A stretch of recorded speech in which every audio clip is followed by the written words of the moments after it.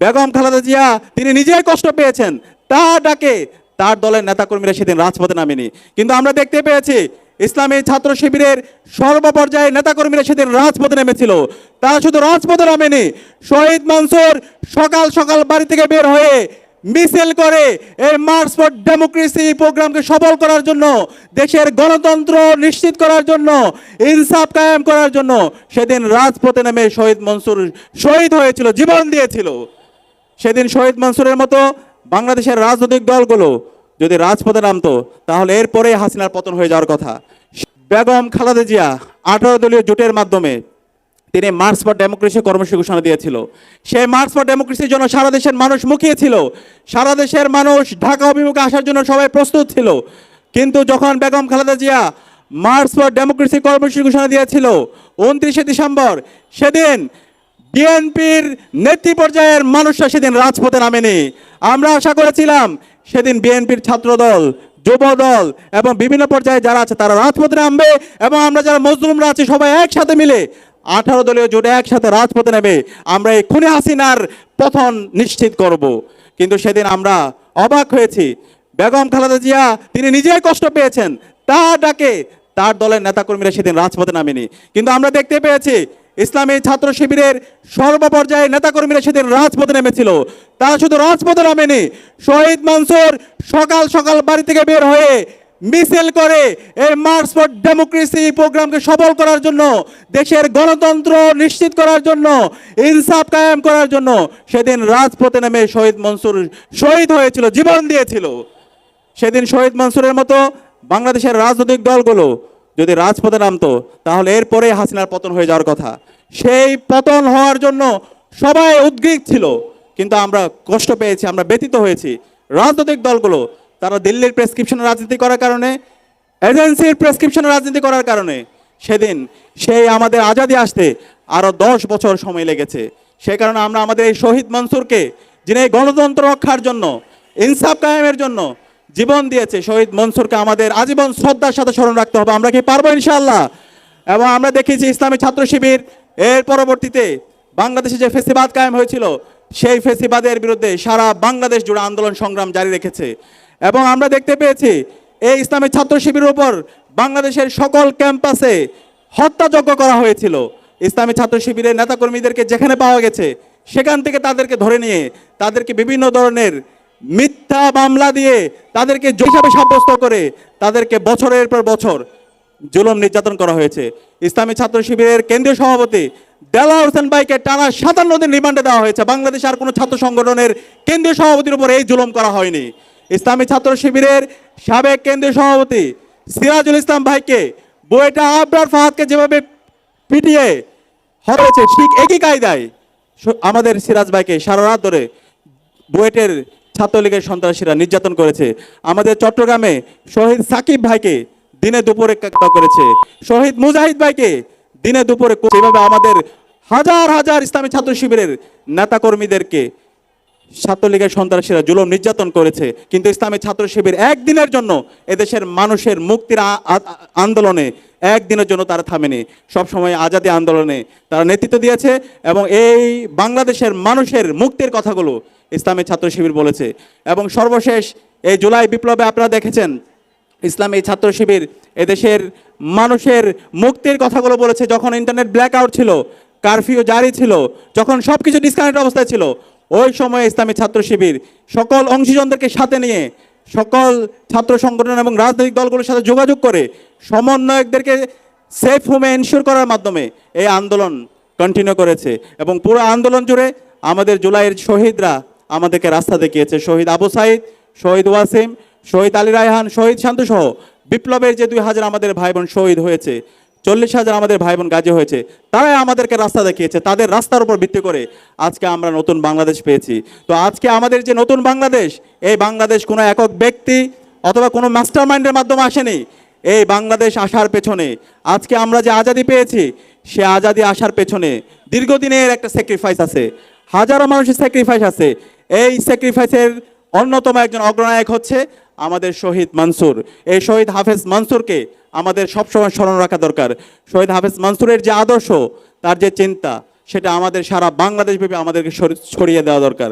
আজকে আমরা জুলাই বিপ্লবের পর আমাদের স্বপ্ন ছিল শহীদ মানসুর থেকে শুরু করে শহীদ আবরার ফাহাদ এবং জুলাইয়ের আমাদের যারা শহীদরা ছিল তারা যে জন্য জীবন দিয়েছে একটা ইনসাফ ভিত্তিক বাংলাদেশ বিনির্মাণ করা, সেই বাংলাদেশ বিনির্মাণ করার জন্য আমাদের স্বপ্ন ছিল। কিন্তু আজকে আমরা যখন 16 মাস পর যখন আমরা পর্যালোচনা করি, আমাদের সেই ইনসাফ ভিত্তিক বাংলাদেশ এখন পর্যন্ত আমরা বিনির্মাণ করতে পারিনি। আমরা এখন পর্যন্ত এই সমাজের যে ফেসিবাদী কাঠামো গত 16 বছরে তৈরি হয়েছে, সেই ফেসিবাদী কাঠামোকে ভেঙে চুরমার করে দিতে পারিনি।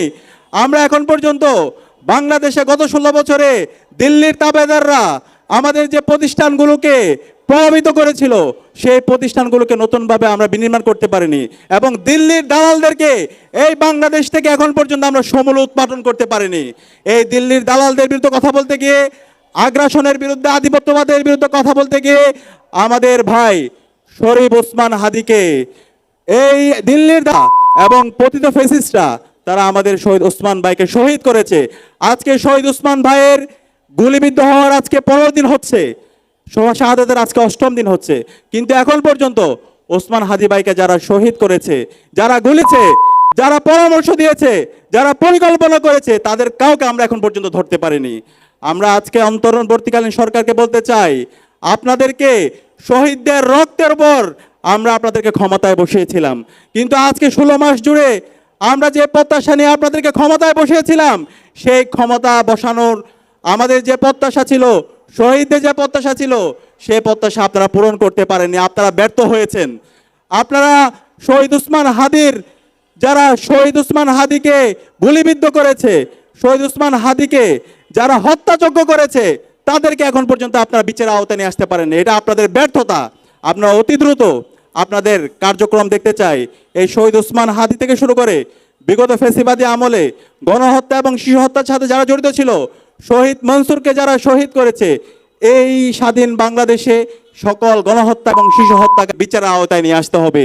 এবং আমরা একই সাথে দাবি জানাচ্ছি, গত 16 বছরে বাংলাদেশের যে সকল প্রতিষ্ঠানগুলোকে ভেঙে চুরমার করে দেওয়া হয়েছে, সকল প্রতিষ্ঠানগুলোকে নতুনভাবে ঢেলে সাজাতে হবে।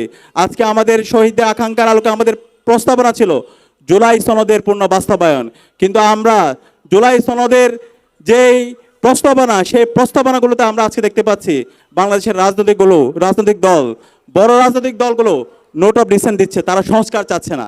এত রক্তের পরও যদি তারা ফেসিবাদী কাঠামোকে রেখে দিতে চায়, আমরা হুঁশিয়ার করছি, আপনাদের এই স্বাধীন বাংলাদেশে আপনারা রাজনীতি করতে পারবেন না। এই স্বাধীন বাংলাদেশে রাজনীতি করতে হলে সংস্কারের পক্ষে হা বলতে হবে। জুলাই শহীদদের বিচারের প্রশ্নে আপনাদেরকে হা বলতে হবে।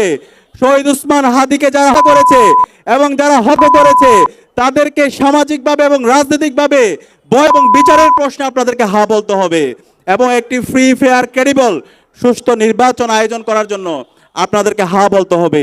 এই বাংলাদেশ আর কারো বাপের না। কেউ যদি আবার এসে বাংলাদেশের সেই ফেসিবাদী কাঠামোকে রেখে দিতে চায়, সে আগের মতো করে ক্ষমতার রাজনীতি করতে চায়, সেই চাঁদাবাজি, টেন্ডারবাজি, দুর্নীতি, মাসল পলিটিক্সের রাজনীতি করতে চায়, আমরা আপনাদেরকে হুঁশিয়ার করছি, এই শহীদদের বাংলাদেশে, আবু সাঈদের বাংলাদেশে, শহীদ মানসুরের বাংলাদেশে, শহীদ ওসমান হাদির বাংলাদেশে এই রাজনীতি চলবে না। আপনারা কি একমত আছেন? ইনশাআল্লাহ। সে কারণে আজকে জুলাই বিপ্লবের মাধ্যমে যে তারুণ্য তৈরি হয়েছে, যে তরুণ প্রজন্ম তৈরি হয়েছে, তাদেরকে সজাগ থাকতে হবে। এই জুলাইকে একটা পরিপূর্ণ বিপ্লবে রূপ না দেওয়ার আগ পর্যন্ত আমাদেরকে বসে থাকলে চলবে না, আমাদেরকে রাজপথে থাকতে হবে। আমরা কি পারবো? ইনশাআল্লাহ। ইনশাআল্লাহ। এই জুলাই বিপ্লবের মাধ্যমে আজকে বাংলাদেশে আমাদের ঐতিহাসিক সুযোগ এসেছে। এই ঐতিহাসিক সুযোগকে নষ্ট করার জন্য হাজারো ষড়যন্ত্র এবং চক্রান্ত হচ্ছে। সকল ষড়যন্ত্র এবং চক্রান্তকে আমরা নস্যাৎ করে দেব ইনশাআল্লাহ। যে জমিনে শহীদদের রক্ত আছে, সেই জমিনে ইনসাফ বিজয় হবে ইনশাআল্লাহ। আমরা আশা রাখবো বাংলাদেশের সকল রাজনৈতিক দল, ছাত্র সংগঠন ইনসাফের পক্ষে, বাংলাদেশে ফেসিবাদের বিচারের প্রশ্নে, খুনি হাসিনার বিচারের প্রশ্নে এবং একই সাথে এই দিল্লির যারা তাবেদার আছে তাদের বিচারের প্রশ্নে আমরা সবাই ঐক্যবদ্ধভাবে আমাদের লড়াই সংগ্রাম জারি রাখবো ইনশাআল্লাহ।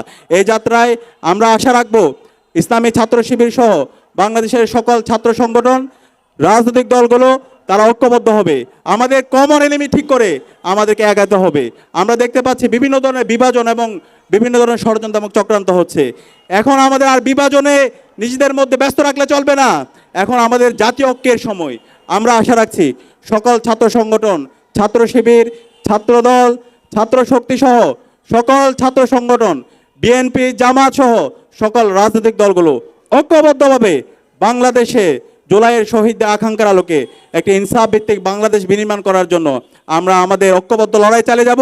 সেটাই আজকের শহীদ মনসুরের শাহাদাত বার্ষিকীতে আমাদের নতুনভাবে শপথ নেওয়ার জন্য এটা আমাদের যথোপযুক্ত সময়। আমরা আশা রাখছি সেই যাত্রায় সকল আমরা অংশীজনরা ঐক্যবদ্ধভাবে আমাদের এই বাংলাদেশে ইনসাফ কায়েমের জন্য আমরা আমাদের লড়াই চালিয়ে যাবো ইনশাল্লাহ। সে উদাত্ত আহ্বান জানিয়ে আমি আমার কথা এখানে শেষ করছি। আসসালামু আলাইকুম রহমতুল্লাহ।